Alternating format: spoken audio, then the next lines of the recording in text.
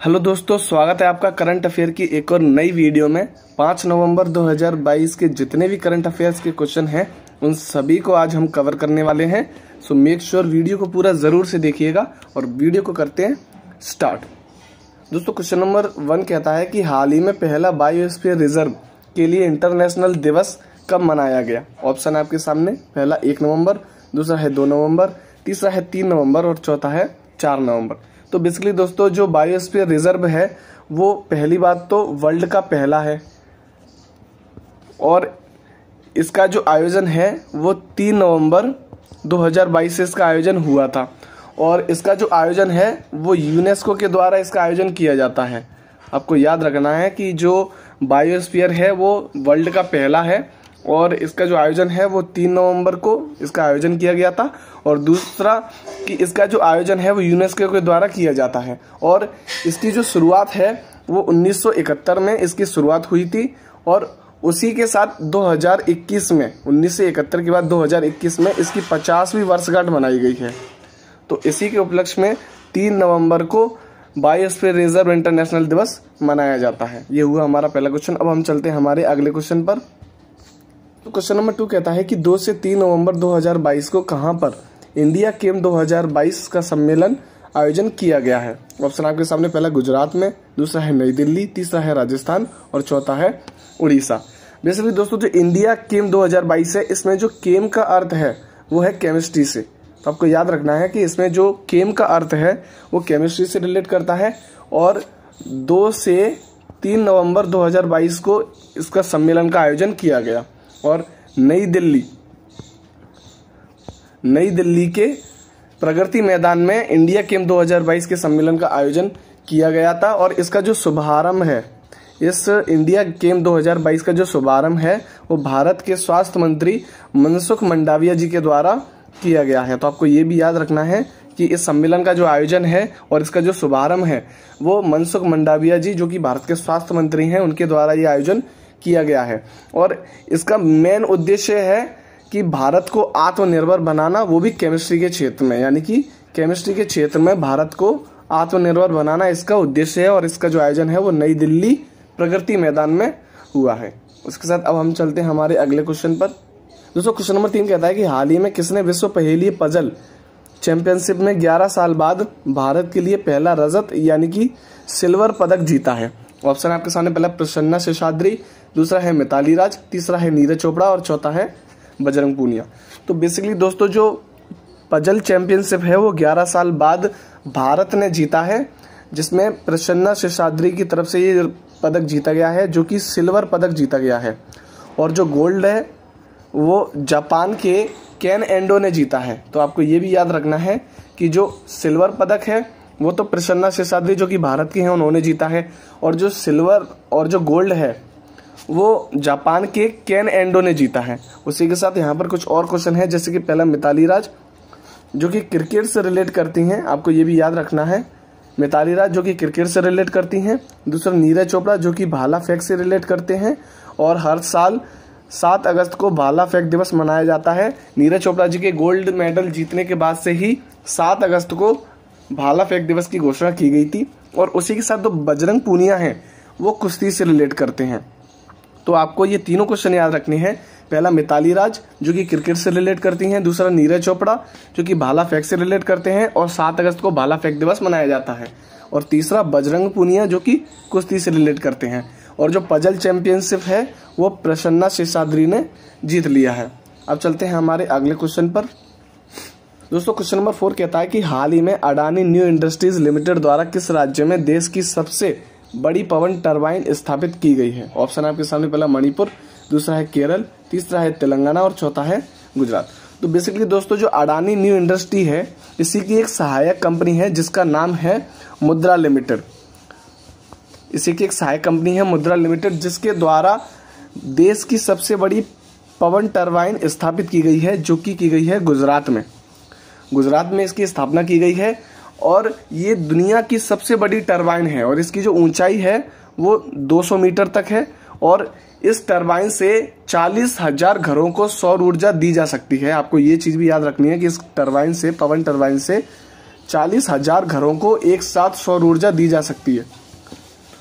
और इसकी जो ऊंचाई है वो स्टैच्यू ऑफ यूनिटी से भी बड़ी है। तो आप जान सकते हैं कि स्टैच्यू ऑफ यूनिटी की जो ऊंचाई है वो 182 मीटर है और इसकी जो ऊंचाई है वो 200 मीटर है। तो आप बेसिकली रिलेट कर ही सकते हैं कि ये स्टैच्यू ऑफ यूनिटी से भी कितनी बड़ी है। और इसकी जो स्थापना है वो गुजरात में हुई है अडानी ग्रुप की सहायक कंपनी मुद्रा लिमिटेड के द्वारा, याद रखना है। और अब हम चलते हैं हमारे अगले क्वेश्चन पर। क्वेश्चन नंबर 5 कहता है कि 2 नवंबर 2022 को कहां पर देश का पहला महिला मोहल्ला क्लिनिक का उद्घाटन किया गया। ऑप्शन आपके सामने, पहला मध्य प्रदेश, दूसरा है नई दिल्ली, तीसरा है बिहार और चौथा है उत्तर प्रदेश। बेसिकली दोस्तों जो महिला मोहल्ला क्लिनिक है इसकी जो स्थापना है वो नई दिल्ली में हुई है और नई दिल्ली में भी केजरीवाल जी के द्वारा इसकी स्थापना की गई है। और इसके जो पहला चरण है यानी कि इसका जो फर्स्ट फेज है, इस फर्स्ट फेज में 100 महिला मोहल्ला स्थापित किए जाएंगे, 100 महिला मोहल्ला स्थापित किए जाएंगे। और इसकी जो स्थापना है वो दिल्ली के सीएम अरविंद केजरीवाल जी के द्वारा की गई है और नई दिल्ली में इसकी स्थापना की गई है और इसका उद्घाटन नई दिल्ली में किया गया है। तो आपको याद रखना है। और अब हम चलते हैं हमारे अगले क्वेश्चन पर। दोस्तों क्वेश्चन नंबर 6 कहता है कि हाल ही में कौन स्वतंत्र भारत के पहले मतदाता ने अपने घर से पहली बार बैलेट पेपर से मतदान किया है। ऑप्शन आपके सामने, पहला अमित शाह, दूसरा है श्याम शरण नेगी, तीसरा है निधि छिब्बर और चौथा है राजीव कुमार। बेसिकली दोस्तों एक शख्सियत है जिनका नाम है श्याम शरण नेगी, जिनकी उम्र हाल ही में 106 हो चुकी है और इनका जो जन्म है वो 1917 में हुआ था। और ये भारत के पहले व्यक्ति हैं जिन्होंने मतदान किया था। ये भारत के पहले व्यक्ति हैं जिन्होंने मतदान किया था और जो घर से पहली बार बैलेट पेपर पर जो मतदान किया है वो भी इन्होंने ही किया है, श्याम शरण नेगी ने। और उसी के साथ यहाँ पर कुछ और क्वेश्चन है, जैसे कि पहला अमित शाह जो कि भारत के गृह मंत्री हैं, अमित शाह गृह मंत्री हैं। और निधि छिब्बर CBSE की पहली महिला अध्यक्ष हैं, ये भी आपको याद रखना है। और दूसरा राजीव कुमार जो कि मुख्य चुनाव आयुक्त हैं। तो आपको ये तीनों क्वेश्चन याद रखने हैं कि पहला अमित शाह जो कि गृह मंत्री हैं और निधि छिब्बर जो कि CBSE की पहली महिला अध्यक्ष हैं और राजीव कुमार जो कि मुख्य चुनाव आयुक्त हैं। और जो घर से पहली बार बैलेट पेपर से जो मतदान किया है वो किया है श्याम शरण नेगी ने, जो कि भारत के पहले मतदाता के रूप में भी जाने जाते हैं। उसके साथ अब हम चलते हैं हमारे अगले क्वेश्चन पर। दोस्तों क्वेश्चन नंबर 7 कहता है कि 3 नवंबर 2022 को फिक्की ने किसे अपना अगला अध्यक्ष नियुक्त किया है। ऑप्शन आपके सामने, पहला सूर्यकांत पांडा, दूसरा है केसी नियोगी, तीसरा है रामदरत मिश्र और चौथा है माधवीपुरी बुच। तो बेसिकली दोस्तों जो फिक्की है इसकी जो स्थापना है वो 1927 में इसकी स्थापना हुई थी।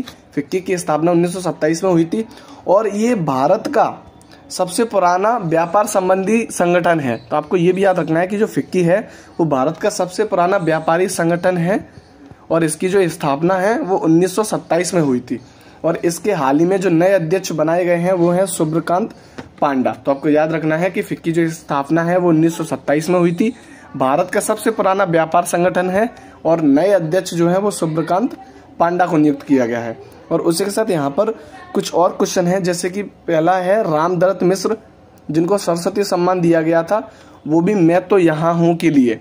और उसके बाद दूसरा है माधवीपुरी बुच जो कि सेबी यानी कि security exchange board of India की पहली महिला अध्यक्ष हैं। तो आपको ये तीनों चीजें याद रखनी है। और फिक्की के जो नए अध्यक्ष हैं वो है सूर्यकांत पांडा, याद रखना है आपको। अब हम चलते हैं हमारे अगले क्वेश्चन पर। दोस्तों क्वेश्चन नंबर 8 कहता है कि 4 नवंबर 2022 को किस देश की पुरुष टीम ने एशियाई एक्वास टीम चैंपियन 2022 में पहली बार स्वर्ण पदक जीता है। ऑप्शन आपके सामने, पहला मलेशिया, दूसरा है ब्राजील, तीसरा है भारत और चौथा है कुवैत। तो बेसिकली दोस्तों जो एशियाई एक्वास टीम चैंपियनशिप 2022 है उसमें जो पुरुष टीम ने जो स्वर्ण पदक जीता है वो है भारत। भारत की पुरुष टीम ने एशियाई एक्वास टीम चैंपियनशिप 2022 का स्वर्ण पदक जीता है और वो भी कुवैत को हराकर। तो आपको ये भी याद रखना है कि किसको हराकर जीता है, कुवैत को हराकर जीता है। और जो महिला है और जो महिला में जो गोल्ड मेडल जीता है वो जीता है मलेशिया ने। आपको दोनों ही चीजें याद रखनी है कि जो महिला में जो गोल्ड मेडल जीता है वो जीता है मलेशिया ने। तो इसका जो राइट आंसर हो गया, पुरुष टीम ने जो एशिया एक्वास टीम 2022 जीता है वो जीता है भारत में। अब हम चलते हैं हमारे अगले क्वेश्चन पर। क्वेश्चन नंबर 9 कहता है कि इजराइल के नए प्रधानमंत्री कौन होंगे। ऑप्शन आपके सामने, पहला ए इसहाक हर्जोग, दूसरा है बेंजामिन नेतन्याहू, तीसरा है नीसेट और चौथा है सुमन बेरी। बेसिकली दोस्तों जो इजराइल की संसद है जिसका नाम है नीसेट, उसमें हाल ही में चुनाव की घोषणा की है और वहाँ पर 120 सीट से चुनाव लड़े जाएंगे और उसी के साथ जो इजराइल के नए प्रधानमंत्री होंगे वो हैं बेंजामिन नेतन्याहू और इजराइल की जो राष्ट्रपति हैं वो हैं इसहाक हर्जोग, जिसको आपको याद रखना है। और इजराइल की जो संसद का नाम है वो है नीसेट। तो इजराइल के जो नए प्रधानमंत्री हैं वो हैं बेंजामिन नेतन्याहू और सुमन बेरी जो हैं वो हैं नीति आयोग के उपाध्यक्ष सुमन बेरी, ये भी आपको याद रखना है। और नीति आयोग के जो अध्यक्ष होते हैं वो भारत के प्रधानमंत्री होते हैं जो कि हैं नरेंद्र मोदी जी। उसी के साथ अब हम चलते हैं हमारे अगले क्वेश्चन पर। तो क्वेश्चन नंबर 10 कहता है कि 4 से 7 नवंबर 2022 तक किस राज्य में पहली बार पक्षियों की गिनती की जा रही है। ऑप्शन है आपके सामने, पहला हिमाचल प्रदेश, दूसरा है महाराष्ट्र, तीसरा है चेन्नई और चौथा है नागालैंड। तो बेसिकली दोस्तों जो नागालैंड है उसमें 2 प्रकार के पक्षी फेमस हैं, जिसमें से पहला है हॉर्नबिल और दूसरा है आमूर। ये 2 तरह के जो पक्षी हैं वो बहुत ही फेमस हैं नागालैंड के। इसी वजह से जो पहली बार पक्षियों की जो गिनती है वो नागालैंड में की जा रही है और नागालैंड में ही हॉर्नबिल त्योहार मनाया जाता है। आपको ये भी याद रखना है, नागालैंड का जो पक्षी है हॉर्नबिल, उसी के नाम पर नागालैंड में हॉर्नबिल फेस्टिवल मनाया जाता है। तो दोस्तों आज के 10 क्वेश्चन हुए कंप्लीट। इसी के साथ आज के कुछ महत्वपूर्ण प्रश्न हैं उनकी भी चर्चा कर लेते हैं। पहला है कि मतदान दिवस कब मनाया जाता है, दूसरा है मिताली राज किस खेल से संबंधित रखती हैं और तीसरा जो है वो है कि हॉर्नबिल जो महोत्सव है, हॉर्नबिल जो फेस्टिवल है वो किस राज्य में मनाया जाता है। तो इन तीनों का जो आंसर है वो आपको कमेंट बॉक्स में कमेंट करना है, क्योंकि हम इन तीनों क्वेश्चनों की जो चर्चा है वो पिछले 10 क्वेश्चनों में कर चुके हैं, इसलिए आपको इन तीनों क्वेश्चनों के जो आंसर हैं वो कमेंट बॉक्स में कमेंट करने हैं। और ये है आपकी आज की आंसर की। अगर आपको पीडीएफ डाउनलोड करनी है तो डिस्क्रिप्शन में पीडीएफ की लिंक दी हुई है, वहां से आप डाउनलोड कर सकते हैं आराम से। और रोज करंट अफेयर्स पढ़ने के लिए चैनल को सब्सक्राइब जरूर से कीजिएगा। मिलते हैं नेक्स्ट वीडियो में, तब तक के लिए जय हिंद।